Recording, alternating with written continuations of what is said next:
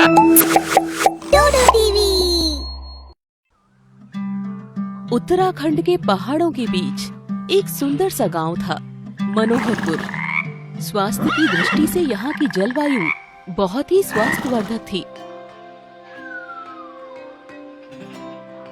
अतः डॉक्टरी सलाह के कारण यहाँ सालों भर टूरिस्ट आते रहते थे। नीली आंखों वाली, लंबी, गोरी और तीखी नाक वाली लड़कियों का नस्ल वाला ये गांव खूबसूरत युवक युवतियों के लिए विख्यात था। शहर के बहुत से अमीर सेठों ने यहाँ पर कई कोठियाँ और गेस्ट हाउस बनवा रखी थी। यहीं पर हरीश का भी एक गेस्ट हाउस था, जिसके परिवार में पत्नी वसुंधरा और 3 बेटियां अनामिका, नीलिमा और हंसिका थी।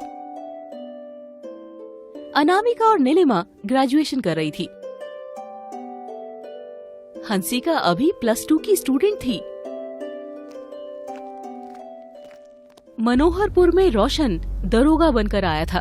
शिमला में अवैध वसूली और गलत आचरण के कारण 2 वर्ष सस्पेंड रहने के बाद उसकी पोस्टिंग मनोहरपुर में हुई थी।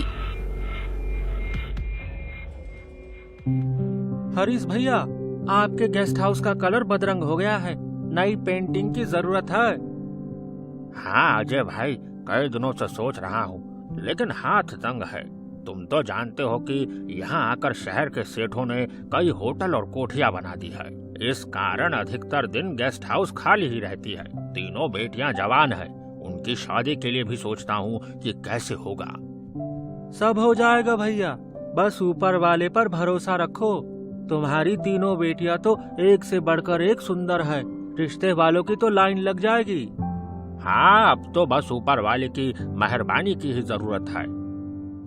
भैया, अपने थाने में रोशन नाम का एक दरोगा आया है। कल मार्केट में फुटपाथ और फेरी वाले की दुकान बंद करवा दिया। हालांकि बाद में पैसे लेकर फिर से दुकान खोलने का ऑर्डर दे दिया। हाँ भाई, मैंने भी सुना है, बहुत घूसखोर है।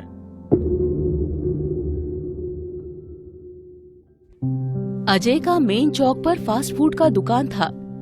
कॉलेज से लौटते समय अनामिका और हंसिका अजय के दुकान पर चाट खाने के लिए रुकती हैं। अजय अंकल, 3 प्लेट चाट पैक करवा दीजिए। ठीक है बेटी, और कुछ चाहिए क्या? नीलिमा को कहाँ छोड़ दिया?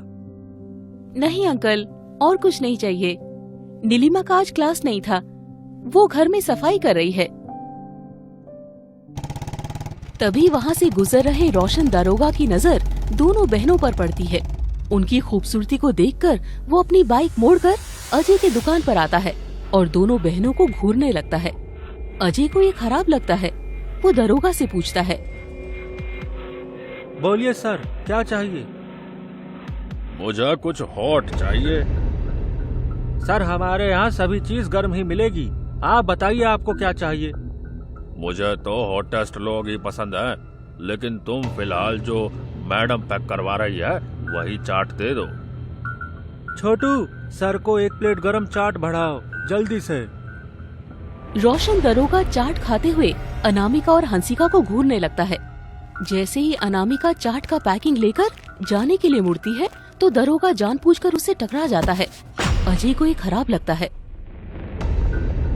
दारोगा बाबू, इधर आकर कुर्सी पर बैठ जाइए। बेटी, तुम जाओ। तू हमें बैठना सिखाएगा? सर, वहाँ पर खड़े खड़े आपके पैर लड़खड़ा रहे हैं, इसीलिए बोला कि कुर्सी पर बैठ जाइए। ठीक है, वैसे ये बताओ कि ये जो गई वो रसमलाई कहाँ मिलेगी? छोटू, सर ने चाट खा लिया हो तो वहाँ से प्लेट हटा लो। सर, 45 रुपए बिल हुआ आपका। ठीक है, 200 रुपए में से 45 रुपए काट कर 155 रुपए मुझे लौटा दो। लेकिन आपने तो 200 रुपए का नोट दिया ही नहीं, फिर कैसे 155 रुपए लौटा दूं? तुम्हें आज से 200 रुपए रोज हफ्ते देने होंगे। मेरे इलाके में दुकान चलानी है तो हफ्ता तो देना ही पड़ेगा। ऐसे कैसे दे देंगे हफ्ता? मेरे और मेरे स्टाफ की खून पसीने की कमाई है। अच्छा, तो तू मुझसे जबान लड़ाता है? रुक, अभी तेरी हेकड़ी निकालता हूँ। दरोगा अजय को दुकान में से निकालकर बहुत पीटता है और बोलकर जाता है कि कल से दुकान चलानी है तो 200 तैयार रखना। उधर हरीश के गेस्ट हाउस में एक कपल रमन अपनी पत्नी गरिमा के साथ ठहरता है, जो दरोगा के जान पहचान के होते हैं। दरोगा उससे मिलने जाता है तो वहाँ अनामिका को देखता है। इसी बीच उस कपल के यहाँ टेबल पर रखी हार पर उसकी नजर पड़ती है। वो हार को चुपके से पॉकेट में रख लेता है और फिर उन दोनों के साथ डिनर के लिए बाहर चला जाता है। जाते समय वो हरीश को चाबी दे जाते हैं। भाभी जी, ये शहर का सबसे बेस्ट रेस्टोरेंट है। इसकी बिरयानी फेमस है। सही में इसकी सर्विस भी अच्छी लग रही है। और इसका जायका बहुत अच्छी है। रमन, तुम्हारी बीवी कितनी साधारण रहती है। एक मेरी बीवी है जो घूमने जाएगी तो गहने लाद लेगी। ये भी वैसी ही है। अरे गरिमा, तुम्हारा हार कहाँ गया? वो कमरे में टेबल पर रख दी थी, पहनने का याद ही नहीं रहा। रमन और गरिमा जब वापस गेस्ट हाउस लौटते हैं तो देखते हैं कि हार टेबल पर नहीं है। पूरा कमरा छान मारते हैं लेकिन हार नहीं मिलता। थक हार कर रमन दरोगा को फोन करता है। करीब 11 बजे रात में दरोगा गेस्ट हाउस पहुंचता है। भाभी जी, आपको पूरा यकीन है कि आपने हार टेबल पर ही रखा था? जी भाई साहब, मैंने यहीं पर रखा था। मुझे अच्छी तरह याद है। अभी शाम को ही तो रखी हूँ। ये देखिए, आज दोपहर की सेल्फी में मेरी हार गर्दन में ही है। यानी शाम के बाद ही आपका हार गुम हुआ है। रमन, तुम डिनर करने गए थे तो चाबी कहाँ रखी थी? चाबी तो मैंने ऑनर हरीश जी को दे दी थी। सॉरी हरीश जी, आपके घर की तलाशी लेनी पड़ेगी। कोई बात नहीं दारोगा जी, आप मेरे घर की तलाशी ले सकते हैं। 2 कांस्टेबल हरीश के घर की तलाशी लेने लगते हैं। दरोगा की नजर नीलिमा पर पड़ती है। तीनों बहनों में सबसे सुंदर और आकर्षक वही होती है। दरोगा चुपके से पॉकेट से हार निकालकर बेड के नीचे रख देता है और कांस्टेबल को बोलता है कि सभी जगह अच्छी तरह से देख लो, दीवान के नीचे, सोफा के नीचे आदि। तभी एक कांस्टेबल बेड के नीचे से हार निकाल कर दिखाता है। हरीश जी, ये क्या है? पता नहीं दारोगा जी, ये हार यहाँ पर कहाँ से आया? सॉरी, आपको थाने चलना होगा। ऐसे कैसे थाने चले जाएंगे पापा? इतनी साल से गेस्ट हाउस चल रही है, आज तक एक पैसा इधर से उधर नहीं हुआ यहाँ पर। देखो, जो भी बोलना है थाने में आकर बोलना। दरोगा हरीश को लेकर थाने चला जाता है और लॉकअप में बंद कर देता है। अनामिका और नीलिमा दोनों पीछे पीछे थाना पहुँचती है। सर, मेरे पापा ये काम नहीं कर सकते। आप चाहो तो अगल बगल में पूछ सकते हो।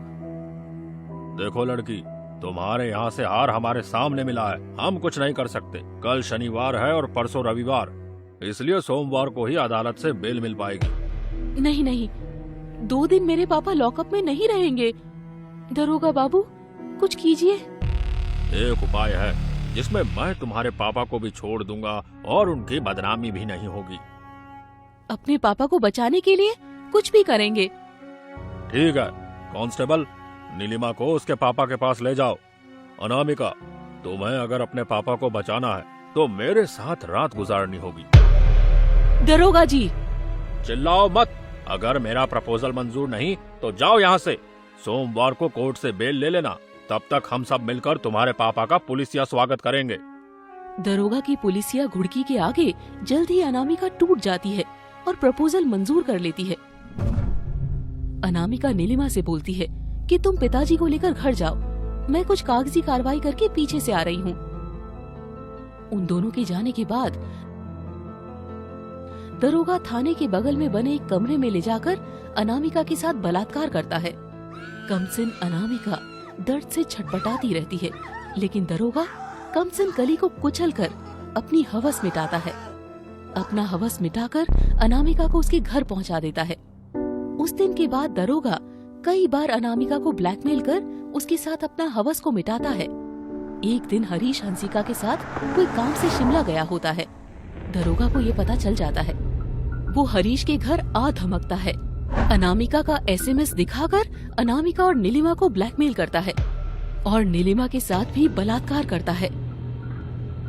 उसके बाद से वो नीलिमा को भी ब्लैकमेल करने लगता है। एक दिन हरीश को जब ये सब पता चलता है तो वो SP से मिलकर FIR लिखवाता है। विभागीय कार्रवाई के बाद दरोगा को सस्पेंड कर उस पर केस चलता है। कुछ दिन बाद दरोगा बेल पर छूट कर आता है। उसको आता देख हंसिका अपना मोबाइल का कैमरा ऑन कर लेती है। क्यों रे हरीश, तेरी इतनी हिम्मत कि तू मेरे खिलाफ FIR दर्ज कराएगा? अरे तुम जैसों को तो सीधा फांसी पर चढ़ा देना चाहिए। अच्छा, थोड़ा सा सस्पेंड ना हुआ कि चींटी को भी पर निकल आया। याद रखना, यही चींटी अगर हाथी की सूंड में घुस जाए तो हाथी के जान पर बनाती है। चुपचाप केस उठा लो, नहीं तो तेरी छोटी बेटी का भी बड़ी बेटियों जैसा हाल हो जाएगा। अगर मैंने MMS सोशल मीडिया पर अपलोड कर दिया तो किसी से आंख मिलाने के काबिल नहीं रहोगे। बेटियों की शादी भी नहीं होगी कहीं। अदालत की अगली सुनवाई में हंसिका द्वारा रिकॉर्ड किया गया दरोगा की धमकी के वीडियो को सरकारी वकील जज के सामने प्रस्तुत करता है। जज फैसला सुनाता है कि रोशन दरोगा जैसे व्यक्ति समाज के लिए घातक है, इसीलिए इसको तत्काल हिरासत में लेकर रैपिड सुनवाई द्वारा फैसला सुनाया जाए। अगले 15 दिनों में रैपिड सुनवाई कर दरोगा को बर्खास्त कर 10 साल की सजा सुनाई जाती है। सरकार द्वारा हरीश और उसकी बेटियों को उनकी इस बहादुरी भरे कदम के लिए अवार्ड दिया जाता है ताकि अन्य लड़कियों को भी इससे हिम्मत मिले।